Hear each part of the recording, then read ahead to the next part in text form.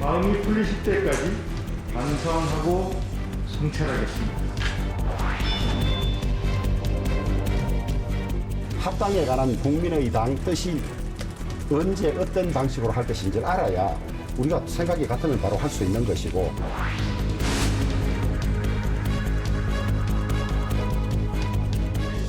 국민의 절실한 요구를 실현하는 데 매진하겠습니다.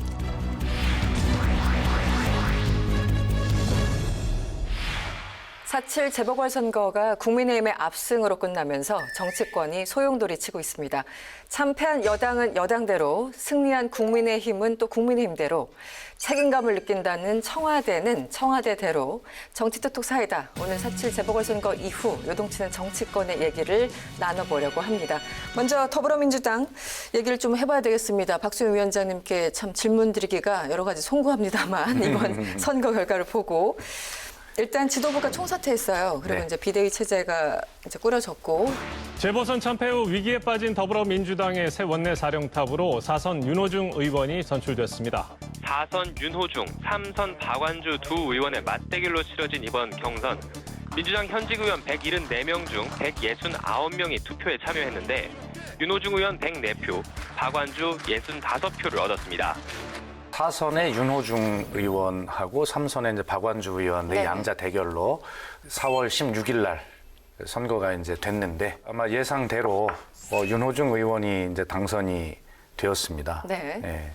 근데 윤호중 의원은 대체로 이제 친문 인사로 분류가 되고 박완주 의원은 친문보다는 비문 쪽에 이제 분류가 돼서 이번 선거에 또 지도부가 친문으로 선택이 되면 비판에 이제 직면할 것으로 예상이 되어서 사실은 이변을 좀 기대를 저는 개인적으로 좀 해보았는데 그런데 이 문제는 친문 비문의 그런 어떤 기계적인 구분보다는 뭐 윤호중 의원의 계파색이 굉장히 옅은 사람이에요. 그리고 품성이 굉장히 조용하고 점잖고 이런 분인데 다만 이제 당선이 되었으니까 이 지도부가 무엇을 해야 되냐면 5월 2일 전당대회를 관리를 하면서 그때까지 비상대책위원장의 역할을 해야 되는 것 아니겠습니까? 굉장히 중요한 역할입니다.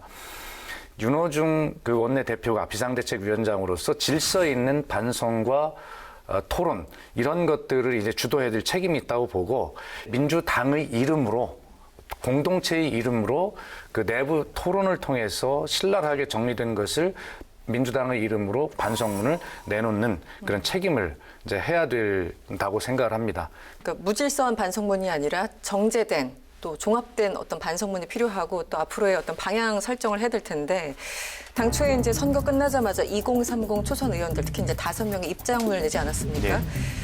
근데 거기에 대해서 이른바 그 강성파들이 뭐 모적이라고 굉장히 비판하면서 하루에 뭐 문자를 4,000통을 받았다고 합니다. 김재현 의원님은 그 의원 시절에 문자 폭탄 같은 거 혹시 맞아 보셨습니까? 저도 많이 받았죠. 언제가 가장 기억에 남으십니까? 저는 저 담배값 인상 법안 냈다가 많이 받았죠. 특히 이제 민주당 쪽에서 보면 과거 이제 야당 시절에도 그렇고요. 그때 그 민주당은 소위 당계파라고 당원 게시판에 글 올리는 20명 정도가 하루에 뭐 몇백 건씩 올려서 당의 여론을 주도한다 해서 그 당계파를 한번 찾아낸 적이 있거든요. 무슨 이야기냐면 야당 시절에서조차 당의 의견을 주도하고 당의 어떤 방향에 대해서 약간의 다른 목소리를 내면 소위 문자 폭탄을 올리고 또 더 나가서 인신공격을 굉장히 많이 해서 당의 쇄신이나 당의 방향에 대해서 좀 반대 목소리를 내는 사람에 대해서 엄청나게 그 공격하는 그런 시도가 있었다고 저는 뭐 민주당에 친한 분들한테 많이 들었는데 그거는 사실은 저 지금 국민의힘도 마찬가지예요. 저는 그 초선 의원들이요 그런 입장을 낸 것은 아주 적절한 일이다라고 네. 생각을 합니다. 네. 아니 당연히 그런 정도 반성을 안 하는 것이 어떻게 반성문입니까? 예, 저는 오히려 더 강한 반성문을 초선 의원들이 냈어야 된다 네. 이렇게 생각을 하거든요. 네. 근데 그런 걸 가지고 거기 뭐 일부 내용이 마음에 안 든다고 그래서 문자 폭탄을 보내고 초선 오적이다 이렇게 낙인 찍기를 하는 것 이 자체가 민주당이 쇄신해야 될 부분이 아닐까 하는 생각이 듭니다. 자기 스펙트럼에서 좁게 하면 안 되는 것이거든요. 네네. 스펙트럼이 넓은 만큼 넓은 주장을 하기도 하고 넓은 주장을 받아들이기도 해야 되는 것 아니겠습니까? 더구나 민주당은 집권당입니다.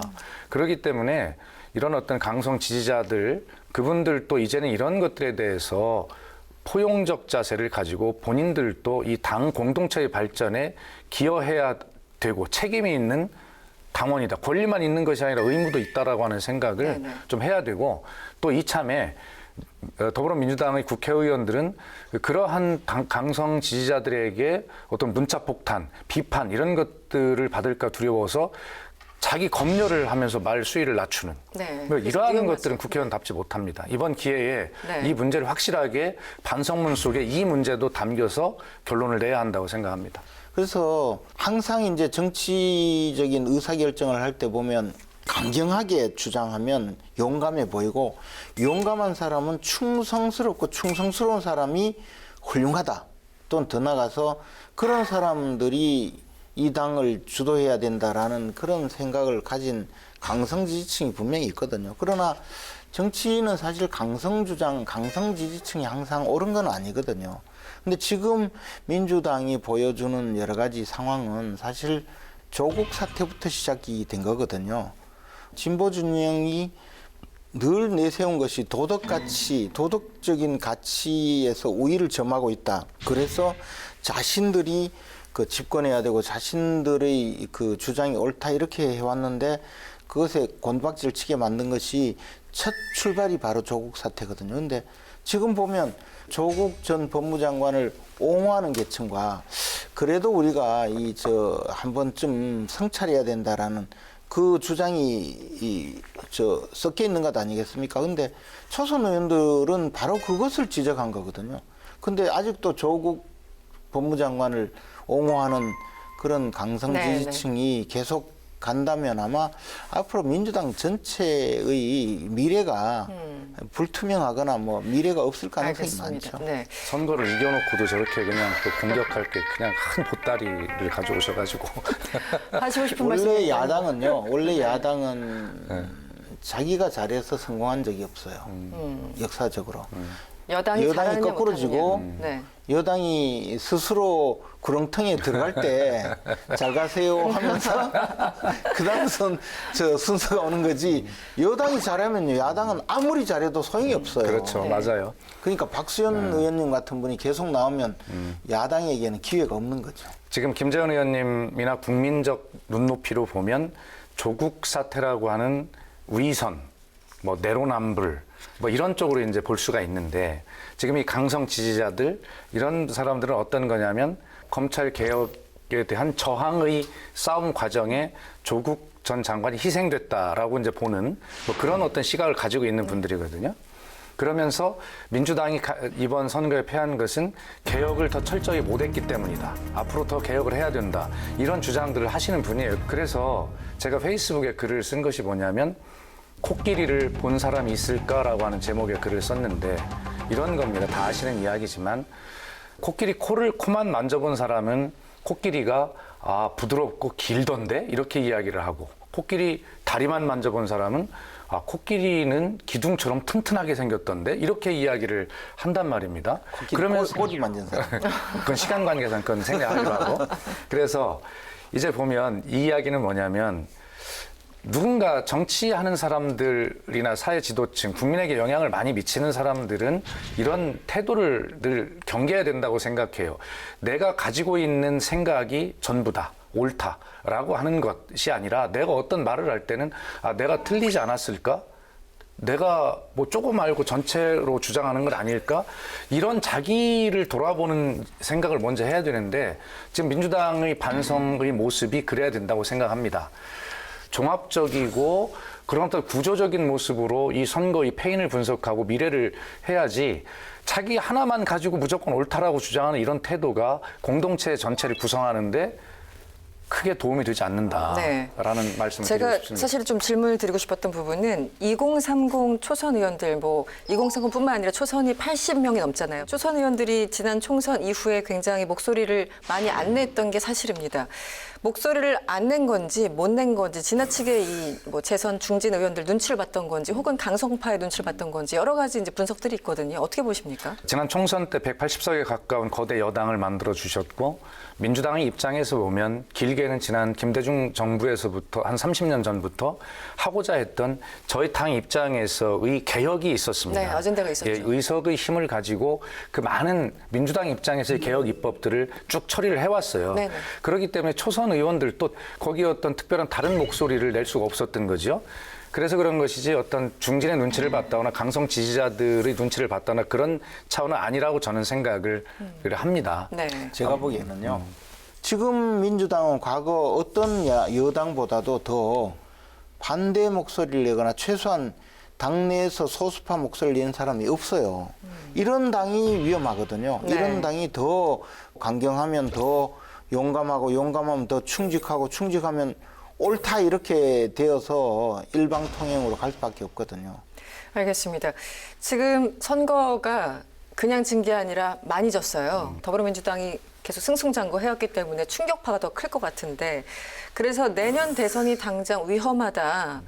이렇게 걱정하시는 분들 있습니다. 어떻게 전망하십니까? 내년 대선은 잘 될 겁니다. 왜냐하면 김재원 의원께서 민주당이 갈 길을 지금 정확하게 알려주셨기 때문에 네. 그대로 하면 될 것 같아요. 근데 제 이야기는 그렇게 알지만 방향 전환이 불가능한 당이 돼버렸다는 거죠. 인적 그렇게 구성이. 진단을 하십니까?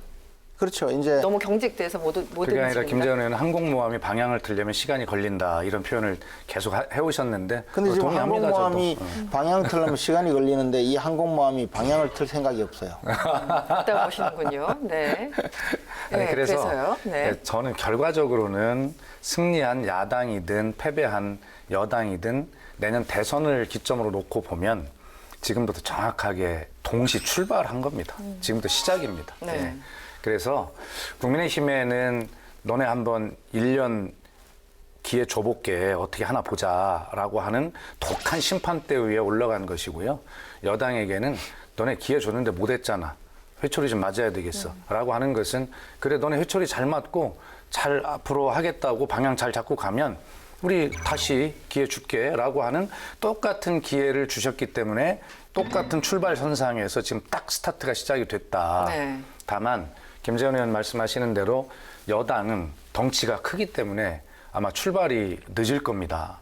야당은 좀 출발이 빠를 거고 그런데 일단 덩치가 큰 것은 속도가 한번 붙으면 가속도가 엄청난 속도로 날 수가 있거든요. 네. 그래서 김재원 의원이 지금 스타트가 좀 빠르다고 자만하는 사이에 저희들이 천천히 출발은 할 수밖에 없지만 가속도가 붙으면 눈 깜짝할 새에 추월당한다라는 말씀을 드리고 싶어요. 근데 이제 그 탄핵 이후에 민주당 세력에게 그냥 기회를 준 거잖아요. 일종의 말하자면 지금 국민의힘 그때 당시 여당에게 이 실망 정도가 아니라 환멸을 느끼고 문재인이라는 그 정치인 또는 민주당에게 몰표를 줘서 당선을 시키고 정권을 만들어줬거든요.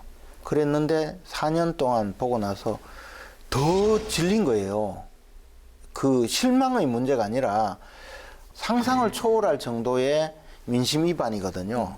이것을 좀 잘 경계를 해야 되는 것이 유권자들이 생각할 때 이번에는 국민의힘에 기회를 주자 이렇게 선택한 것이 아니라 민주당에 대한 완전한 그 거부감이거든요. 그러니까 1년 전에 총선 때는 비록 전체 표의 총합은 8%밖에 차이가 안 났지만 의석수로는 180석 압승을 네. 한 거잖아요. 네. 근데 그런 민심이 1년 후에 이렇게 변할 수 있는 것이기 때문에 저희들은 1년 후 대선의 민심을 다시 가져올 수 있다라고 하는 또 희망과 자신감을 가져야죠. 그 총선을 우리가 이제 돌이켜보면 코로나19 초기 단계고 또 하나는 국민들이 아직까지도 국민의힘에 선뜻 그 투표하기 어려운 그런 상황이었다고 봐요. 근데 물론 우리가 뭐 미래에 대해서 장담할 수는 없지만 대선에 야당에서 어떤 후보가 나와도 민주당이 쉽게 이기기가 어려운 상황이 되었다고 봐요. 당내 또 분란, 당내 분열이 더 가속화될 가능성이 있거든요. 그러면 꼭 2007년 대선처럼 될 가능성이 있다고 봐요. 네. 오히려 지금 분열 속으로 가는 건 국민의힘 아닙니까? 아니 국민의힘은 아무리 분열해도 괜찮아요. 야당이니까요. 선택받은 적이 없어요. 그냥 민주당을 네. 선택하지 않은 것뿐이에요. 이번에도 국민의힘이 어떻게 이긴 게 아니라 민주당이 패배한 거거든요. 알겠습니다. 1년 뒤 이제 대선이죠. 사실은 1년도 안 남았어요. 예. 어떻게 보면 촉박한 시간인데 지금 뭐 당내 주자들 여러 사람이 이제 거론되고 있습니다. 뭐 이낙연 전 대표도 그렇고 이재명 경기도지사도 그렇고 당장 지금 지지율만 보면은 이재명 지사가 앞서가는 건 사실이에요. 여당에서 보면은. 그렇습니다. 예. 그러면 일단 이유를 뭐라고 보십니까? 국민들께서는 이재명 지사를 왜 지지하냐라고 제 주변에도 물어보면 네네. 우선 시원하다라는 이야기를 그렇죠. 딱 네네. 이야기를 합니다. 이재명 지사가 코로나를 대하는 모습들을 보면서 뭐 시원하고 저 사람이 이 답답함을 해결해 주지 않을까라고 네. 하는 갈증에 대한 답변, 그것이 이재명이라고 현재 상태에서는 이제 보고 계시다고 이제 생각을 해요. 그런데 민주당 내부에서는 지금 민주당이라고 하는 그 좋은 건물이 완전히 무너진 겁니다, 지금. 근데 거기에서 기둥 하나가 또 뭐 5층짜리 기둥 하나가 남았다, 3층짜리 기둥 하나가 남았다. 이게 무슨 의미가 있겠어요? 집을 다시 지어야 하는데. 네네.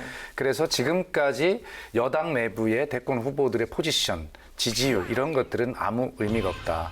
아까 여야도 마찬가지지만 민주당 내부 후보들의 경쟁도 지금부터 시작이다. 민주당을 어떻게 이렇게 세울 것이냐의 문제와 그다음에 이제 4차 대유행으로 들어간 것이 확실해 보이는 이 코로나 문제, 그리고 11월 달까지 집단 면역을 형성하겠다고 한 그런 약속, 네. 이런 것들을 어떻게 지켜나가는데 누가 얼마나 역할을 제대로 하고 있는가라고 하는 것들로 지금부터 평가가 다시 시작될 것이다라고 네. 그렇게 보기 때문에 이재명 지사께서 그 시원함만 가지고는 안 될 것이다라고 생각을 하십니다. 지난주 여론조사를 보면 이재명 지사에 대해서는 호감도가 높은 반면에 또 비호감도도 굉장히 높다는 여론조사가 나왔는데 그 이유는 어떤 정책과 이념에 대한 불신 같은 것들이 있었거든요. 그래서 이재명 지사나 모든 부분들이 다시 출발이다라는 생각을 저는 갖고 있습니다. 저는 거기서 좀 궁금한 건 물론 이제 기둥도 새로 지어야 되고 집을 새로 마련해야 되는 거는 맞는데요. 조금 더 세속적인 질문은 이재명 지사는 어쨌든 더불어민주당 내 경선을 통과해야 되는데 아직도 이제 비토 세력들이 꽤 많지 않습니까? 특히 이제 강성 당원들은 이재명 지사만은 안 된다 이런 의견들을 솔직히 피력하고 있으니까 과연 당내 경선 통과 가능성이 얼마나 높은가 여기에 대해서 궁금해하시는 분들이 있어요. 이게 소위 말하는 당심과 민심의 차이일 수도 있을 텐데요. 어떻게 보시는지도 궁금합니다. 저는 네. 이재명 지사가 딱 하나를 해결해야 된다고 보는데요. 네. 기본소득에 대한 답변입니다. 네. 그러니까 이재명 지사가 기본소득만 이야기한 것이 아니고 기본 주거, 뭐 이 기본 시리즈가 기본 쭉 시리즈 있는데 있죠. 네. 그중에 워낙 주목을 받는 것이 기본소득이에요. 오죽하면 김경수 지사가 뭐라고 했냐면 이재명 지사의 기본소득만으로는 내년 대선을 치르기 어렵다라고 이야기했거든요. 네. 왜냐하면 국민의힘에서는 이재명 지사에게 아니 1인당 100만 원 정도는 줘야 그래도 기본소득이라고 할 수 있을 텐데 그걸 5천만 인구에게 다 주려면 1년에 600조가 필요하다. 그런데 우리나라 예산이 이제 560조 수준인데 아무것도 안 하고 그것만 주자는 말이냐라고 하는 야당의 질문에 답할 수 있는 논리를 명쾌하게 당원들에게 이해시킬 수 있다면 저는 이재명 지사의 지지율이 저는 유지될 수 있다고 봅니다. 네.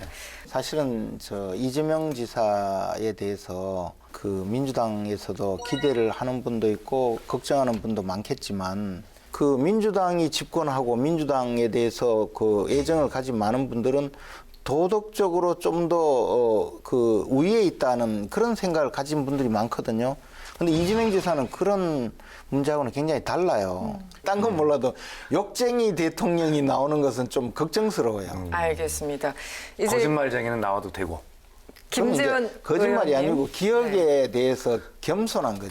제가 또 특정인을 두고 한 얘기는 아닌데 또 저는 기억에 대해서 겸손한 분을 뭐가 왜 재발절인다고 저렇게 고백을 하면 안 되는데. 난상 토론이 되고 있습니다. 기억에 대해서 겸손한 분을 왜 거짓말한다고 몰아치니까 그렇잖아. 네, 이제 국민의힘 얘기로 넘어가 보도록 하겠습니다. 아니 뭐 국민님 할 필요 없어요. 오로지 저 민주당이 잘못돼야 여당이 잘못돼야 야당이 된다는 소신을 갖고 계셔서 아니 이 정치는요 투수가 공을 잘 던지고 있는데 불펜에서 투구 연습하는 예비 투수는 기회가 없어요. 알겠습니다. 김재원 의원님, 제가 본격적으로 그렇게 원하시던 국민의힘에 대해서 영화 원하지 않는다니까. 워낙 이제 여당을 혼내줘야 되겠다.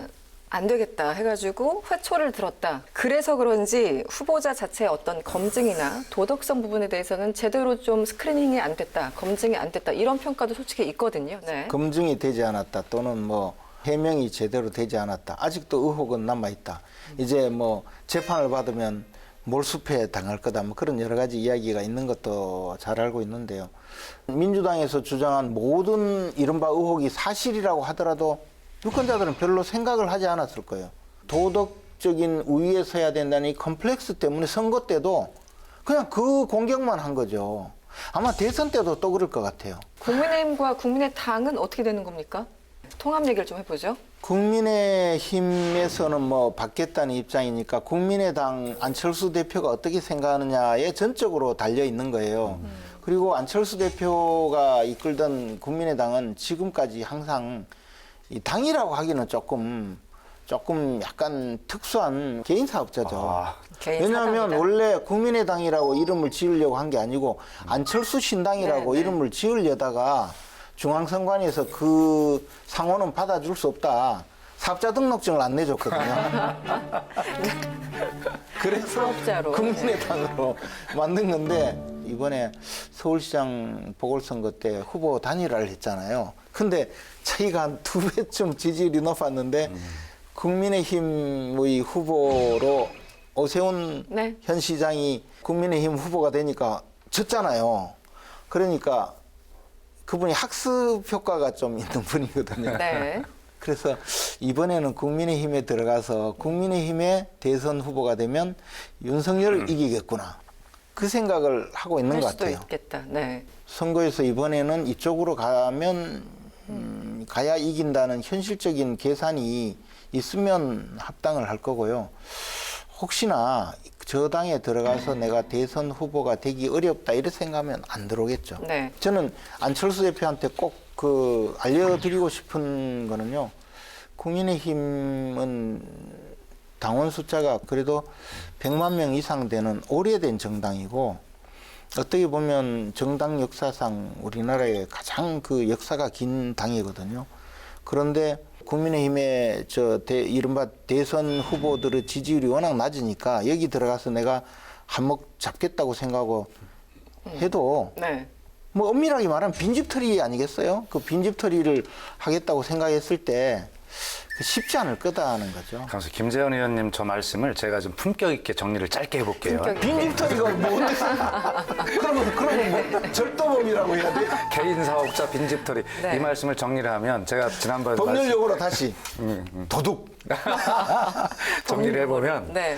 그동안 안철수 대표가 10년 동안 새 정치를 표방하면서 주로 이제 제3지대를 독점하는 또 그런 위치에 있다가 이번에는 윤석열 전 총장이라고 하는 제3지대를 독점할 수 없는 어떻게 보면 다 먹힐 수 있는 강력한 경쟁자가 나타나서 제3지대를 독점하지 못하는 그런 불안감이 국민의힘이라고 하는 큰 정당 집에 들어가서 내 해봐야 되겠다라고 하는 그런 촉진제가 될 거다 이런 생각이 들고 또 안철수 대표의 그런 입당 합당 그런 어떤 속도가 윤석열 전 총장의 행보도 굉장히 더 빠른 속도로 견인할 가능성이 있습니다. 알겠습니다. 지금 김종인 비대위원장, 이제 전 비대위원장이죠. 앞으로의 행보가 굉장히 궁금한데요. 우리 박수현 위원장님은 또 김종인 위원장 잘 아시잖아요. 네, 지금 심경을 빙의해서 잠시 말씀해 주시면 어떻습니까? 아마 김종인 비대위원장님의 지금 심경은 장인이다 이렇게 생각을 하는데 장인이다. 장인은 네. 마스터 아니겠습니까? 네. 화가라고 칩시다. 그러면 아주 굉장히 명품을 그려서 전시에 출품을 딱 해놨단 말이에요. 그리고 이제 했으니까 자기는 이제 뒤로 물러나서 있는데 거기 구경하러 온 사람들이 내가 출품한 그 정말 위대한 작품에 누가 가서 흠집을 내고 덧칠하고 그러면 큰일 나는 거잖아요. 물 뿌리고. 네. 예, 사후에 관심과 관리가 필요한 거예요. 김정인 대표는 지금 그런 심정일 거다. 내가 만든 국민의힘이라고 하는 이 명품 작품에 누가 손을 대라고 하는 그런 저작권과 자기 작품 보호 뭐 이런 심정일 것이고, 또 하나는 가만히 보니까 안철수 대표는 들어와서 대권을 잡으려고 한단 말이에요. 그러니까 안철수 대표에게 경선 단일화 과정에서 했던 약속을 지키라고 강하게 지금 내 집 관리를, 내 작품 관리를 하고 있는 중이다, 이렇게 생각합니다.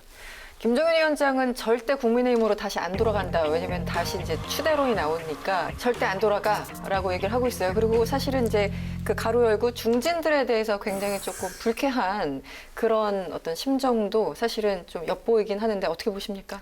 그 마이스터 중에 화가도 있지만 주방장이 있어요. 주방장.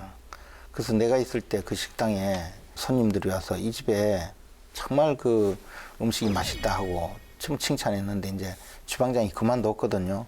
그 집에 와서 그 식당에 새로운 주방장이 음식을 잘하기를 원할까요? 아니면 아니 오늘 비유가 굉장히 뭐 오늘 날라다녀. 후자 망치길 바란다. 아니면 망치는 것이 아니고 나보다 그때 왜 주방장 이 집에 주방장 바뀌었나요? 뭐 음식이 왜 이래요? 그러기를 원하지 않을까요?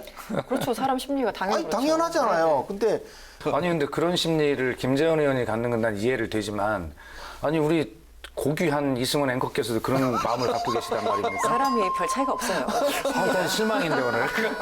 그래서 지금 김정인 위원장은 사실은 그 안철수 대표에 대해서 건방지다 이렇게 말한 것도 당초에는 지지율이 높다가 빠졌잖아요. 빠진 이유가 국민의힘 지지자들이 대거 국민의힘의 단일 후보로 된 오세훈 후보 쪽으로 몰려가니까 결집했죠. 그 잡으려고 가지 마세요. 내가 서울시장이 되면 합당할 테니까 똑같지 않겠어요. 네네네. 이렇게 이야기한 거거든요. 네네.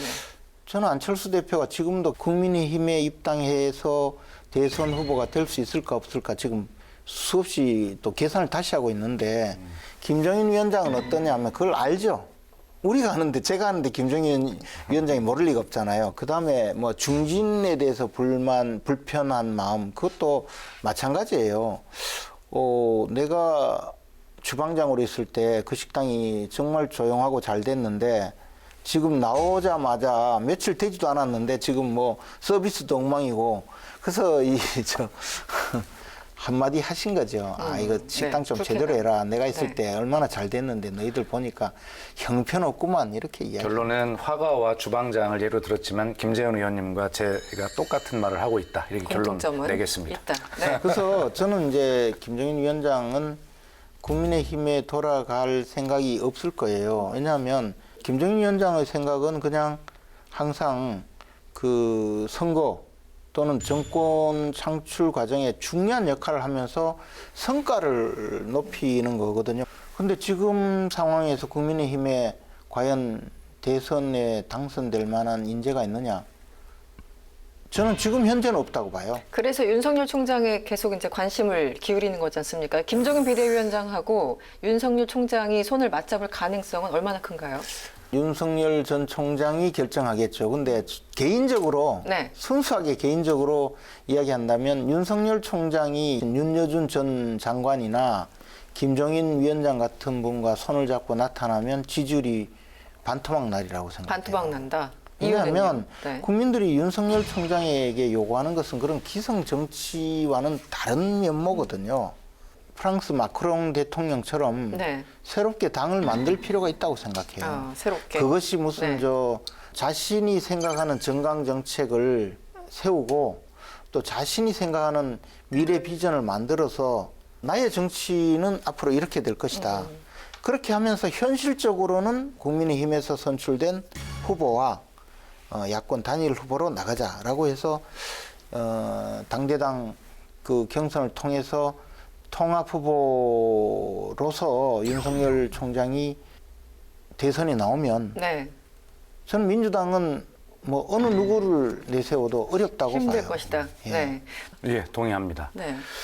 동의한다는 것은 뭔가 제 주장에 문제가 있다는 그렇게 자꾸 사람을 의심의 눈초리로만 네, 보지 말고 솔직하게. 나같이 진실한 사람이 얘기를 하는데 이렇게 하면 되는가. 그래서 뭔가 민주당에 유리한 국민이라는 김종인 대표가 10년 전쯤에 안철수라는 정치 신인을 처음 만났을 때 싹수가 있는가라고 지금 윤여준 장관 등과 함께 그를 키워보려고 만났다는 거 아닙니까? 그런데 제가 비서실장 할 때 그 말씀을 한두 번 들은 게 아닌데 네. 딱 3번 만나보고 안철수는 안 되겠다라고 생각을 하시고 저는 만나고 온 날 만났어요. 그렇습니까? 그랬더니 그날 그 자리에서 정확하게 김종인 대표 성격대로 말씀하셨다는 거예요. 나는 이 모임 다시는 안 나오겠다. 네. 그게 끝이거든요. 윤석열이라고 하는 새로운 인물이 나타났고 김종인 대표는 이 사람이 싹수가 있을까라고 기대가 있을 겁니다. 아직까지 직접 만나본 적이 없다고 말씀하셨지만 김종인 대표는 윤석열 총장이 국민의힘에 입당하지 않을 것 같다라고 정확하게 얘기를 하고 있어요. 이야기는 뭐냐면 만나지 않았는데 그걸 어떻게 합니까? 그 속을. 누군가 중간에 메신저가 있고 현재 연결고리를 가지려고 노력은 서로 하고 있다는 뜻으로 해석을 해야 합니다. 현재까지는. 그렇습니다. 네. 그런데 김종인 대표가 그런 측면에서 보면 윤석열 총장 면접 보겠죠. 쉽게 얘기하면. 네. 면접 볼 거고 거기에서 제가 비유한 그 유명한 비유. 이게 꿀단지일까? 네. 이게 빈단지일까? 네, 그거를 이제 김종인 대표께서 이제 대나무 자를, 계측자를 가지고 딱 찍어 볼 겁니다. 그래서 적어도 윤석열 총장이 한 서너 번의 만남까지는 벼락치기 한 공부, 네. 이 대권 수업한 공부를 가지고 김종인 대표의 질문에 뭐 제목 정도는 답변을 할 수 있을 텐데 네, 그 책장 제목을 넘기고 나서 서론본론 결론으로 들어가기 시작하면 아마 김종인 대표 스스로가 손을 떼시게 될 거다. 굳이 대나무를 찍어봐야 꿀인지 아닌지 그게 아니고 저 멀리에 단지가 저 앞에 있어도 벌써 알아요. 아, 저 단지 안에 뭐가 있는지. 네. 우리 김정은 의원님이 이렇게 꿀단지처럼 생긴 것 같은데. 네, 여기서 마무리를 하겠습니다. 오늘의 빅데이터 알아보겠습니다. 글로벌 빅데이터 연구소는 4.7 재보궐선거 이후 전국의 변화를 살펴보고자 선거가 끝난 지난 8일부터 10일까지 사흘 동안 총 12개 채널 22만 개 이상의 사이트를 대상으로 빅데이터를 조사, 분석했습니다. 보궐선거가 치러진 서울시와 부산시를 주제로 여론의 동향을 읽어봤습니다. 서울시라는 단어의 총 정보량은 약 7만 5천 건, 부산시는 약 2만 3천 건으로 조사됐습니다. 채널별로 살펴보면 서울시의 경우 뉴스가 48%의 점유율을 보였고 부산시도 뉴스에서 60%의 점유율을 보였습니다. 서울시 관련 연관어 중 4월 7일 이후 사흘 동안 급증한 연관어입니다. 참패라는 단어가 1위를 차지했고 출근, 취임, 압승, 서울시 의회가 그 뒤를 이었습니다. 서울시장 보궐선거 결과 오세훈 후보가 18.3%의 큰 격차를 보이면서 박영선 후보에 승리했고 이로 인해 참패, 압승이라는 단어가 많이 거론된 것으로 볼 수 있습니다. 선거 다음 날인 8일 오세훈 시장이 서울시청에 출근해 취임 소감을 밝히고 임기를 시작하면서 출근 또 취임이라는 단어가 급증 연관어 2위와 3위에 올랐습니다. 서울시 의회가 연관어 순위 5위에 오른 것이 눈에 띄는데요. 오세훈 시장은 출근 첫날 서울시 의회를 방문해 협조를 당부했습니다. 더불어민주당 소속 시의원이 절대 다수를 차지한 시의회와 오세훈 시장의 힘겨루기가 예상되는데요.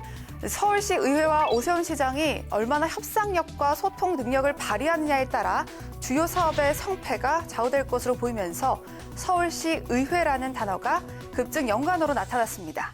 다음은 부산시 연관어입니다. 검찰총장이란 단어가 1인데요. 더불어민주당 내 일부 초선 의원들이 조국 사태, 추미애 전 장관과 윤석열 전 검찰총장 문제 등을 선거 패배 이유로 지목했고 차기 대선 레이스 전망 기사에 윤석열 전 검찰총장의 행보에 대해 언급하면서 검찰총장이란 단어가 많이 등장했습니다.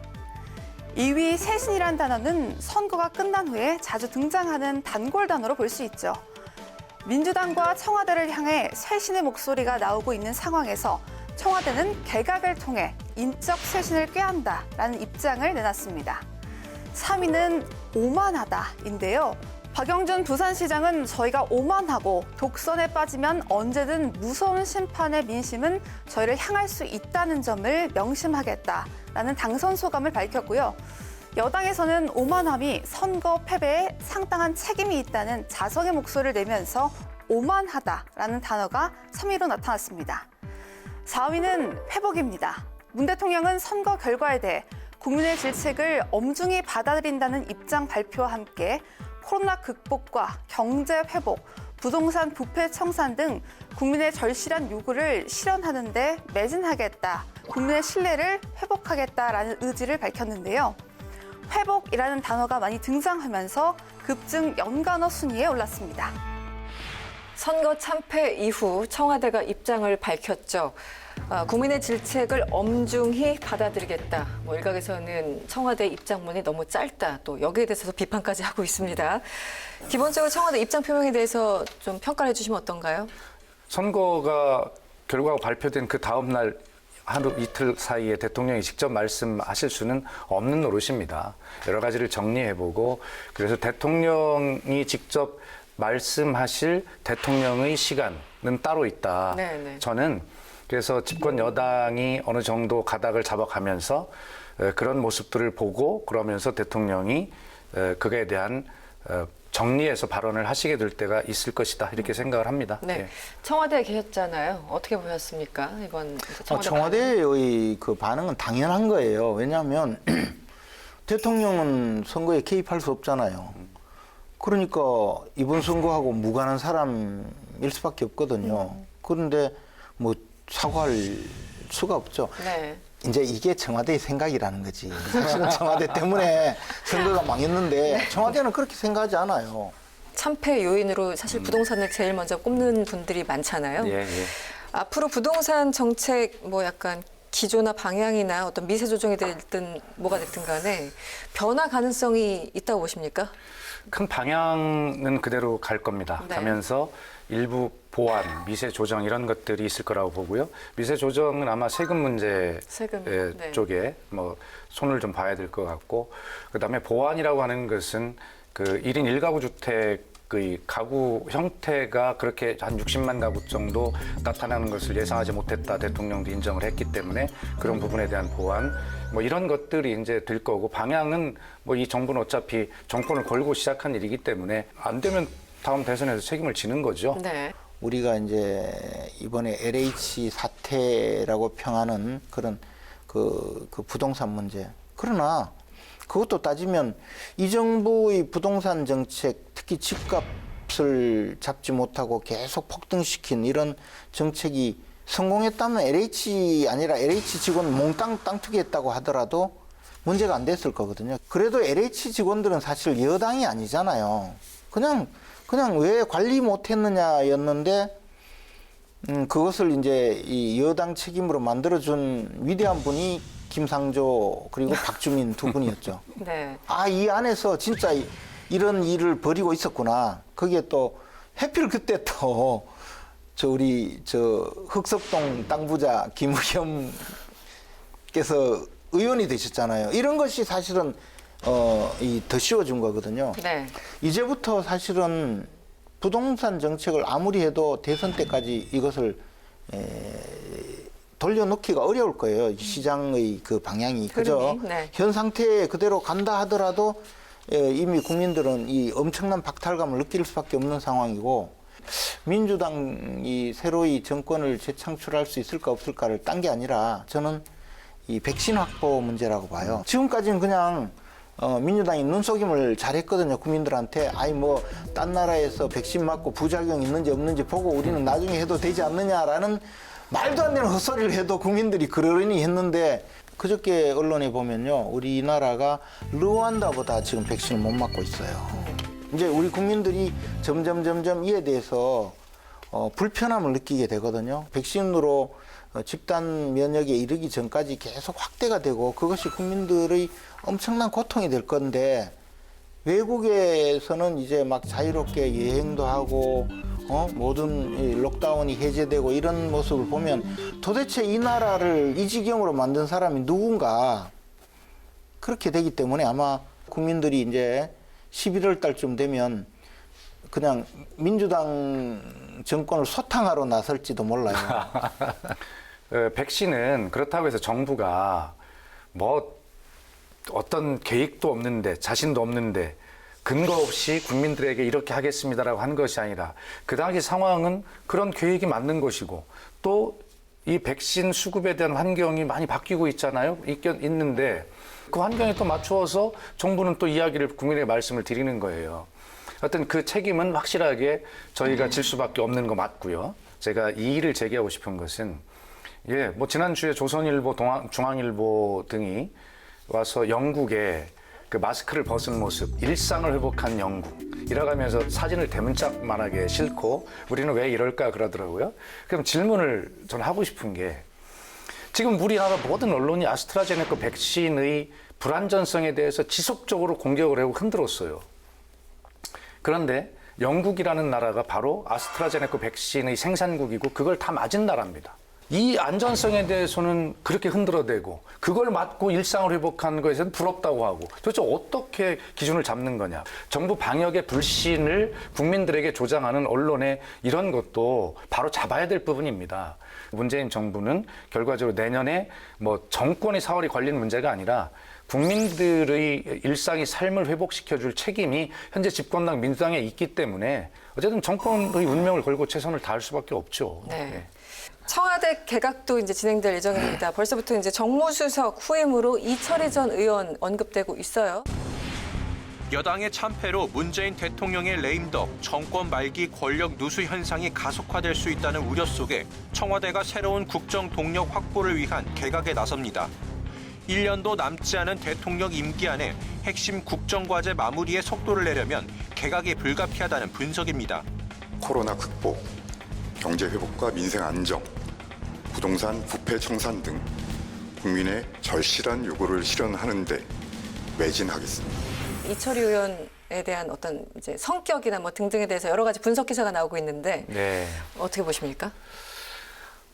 이철희 의원은 정무 정책 감각이 뛰어난 전략가로 알려져 있습니다. 네. 예, 그 어떤 주류와 다른 결이 다른 좀 비주류성의 발언을 계속 해온 국회의원이고 불출마도 선언을 했지 않습니까? 정치가 한심스럽다 이렇게 이야기를 했는데 아마 그런 그 밖의 보궐선거에서 나타난 민심의 현주소를 그러한 통로를 통해서 직접 잘 들어보겠다라고 네. 하는 쇄신의 인사, 소통의 인사의 성격이 강하다. 어떤 저는 상징. 그렇게 봅니다. 네.